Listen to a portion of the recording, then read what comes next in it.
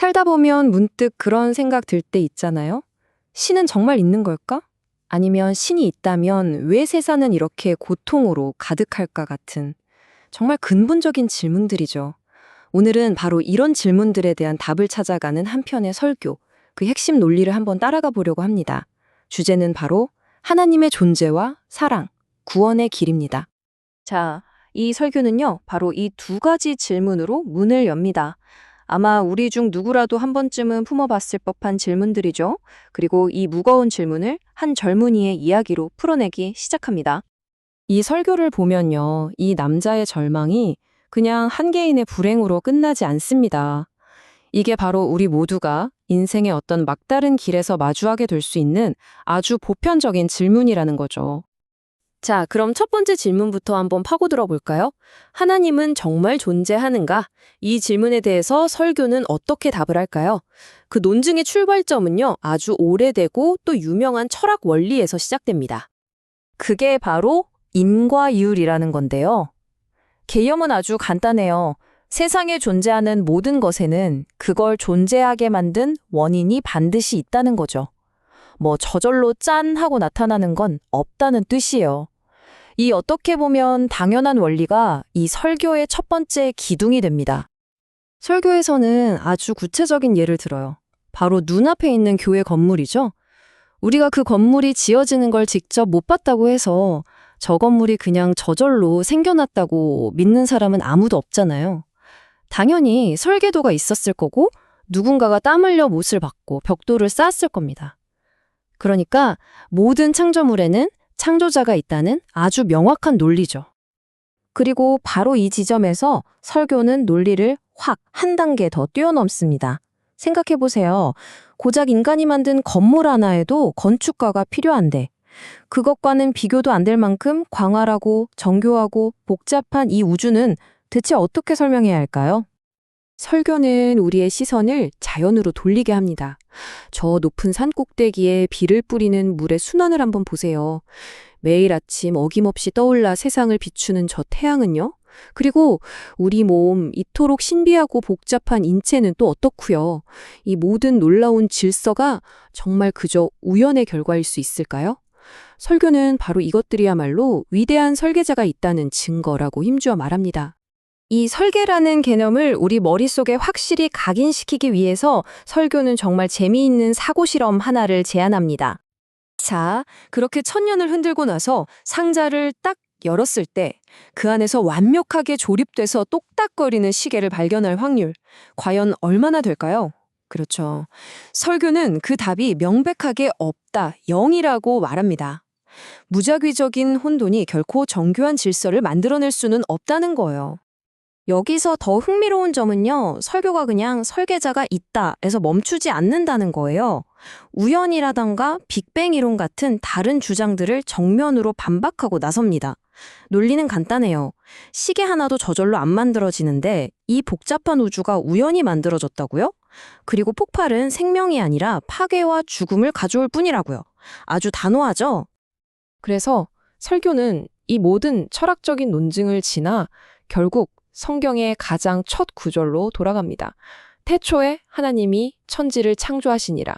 이게 바로 이 모든 논쟁의 결론이고 또 신앙의 가장 첫 번째 발걸음이라고 선언하는 겁니다.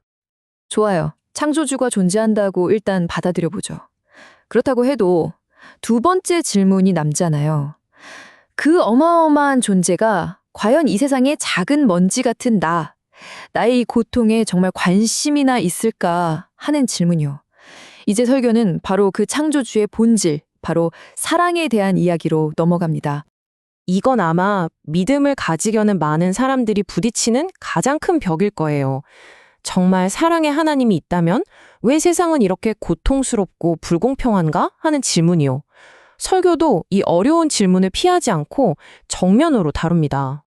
설교가 내놓는 답은 이겁니다. 하나님은 침복하지 않으셨다는 거예요.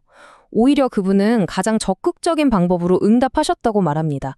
바로 자신의 아들인 예수를 이 땅에 보내서 인간의 모든 죄와 고통을 그 십자가 위에서 대신 짊어지게 하셨다는 거죠. 그 이유를 가장 잘 설명해주는 구절이 바로 요한복음 3장 16절입니다. 하나님이 세상을 이처럼 사랑해서 하나뿐인 아들을 주셨다는 것. 그래서 그를 믿는 사람은 누구든지 멸망하지 않고 영원한 생명을 얻게 될 거라는 약속이죠. 설교는 바로 이 희생이 사랑의 가장 큰 증거라고 말합니다. 여기서 설교가 말하는 구원이라는 건요, 그냥 우리가 죽은 다음에 천국 가는 그런 미래의 일만을 뜻하는 게 아니에요.